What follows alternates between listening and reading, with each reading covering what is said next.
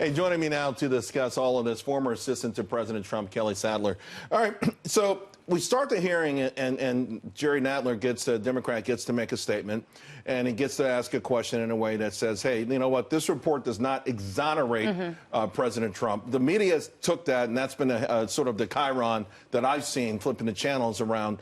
But after that, it feels like this has been to President Trump's tweet has been remarkable. I don't know that this hearing has laid a glove on the president. Well, it has not. And if anything, it's proved that there was no obstruction, there was no collusion, and the president was exonerated, even though he did not want to use that word. It's not a legal term. So Special Counsel Mueller could not have used that word. But then there was a nice exchange with Representative Ratcliffe, where he said, our Department of Justice, why is President Trump the only one who's not cleared from anything when there wasn't enough evidence? There's a presumption of innocence, always. Right. And it was out of, again, since Mueller brought up the word of the day, purview, he shouldn't have been deciding on whether or not that shouldn't have been an opinion anyway.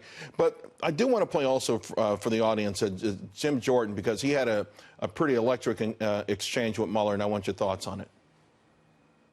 Joseph Nifson's a guy who told Papadopoulos, the mysterious professor who lives in Rome and London, teaches in 2 different universities. This is the guy who told Papadopoulos. He's the guy who starts it all. And when the FBI interviews him, he lies 3 times, and yet you don't charge him with a crime. And I'm curious as to why. Well, I can't get into it, and it's obvious, I think, that we can't get into charging decisions. So, Kelly, here's what I'm wondering is after today, if the narrative changes, how the Republicans will play this. Will they say, okay, the IG report is coming.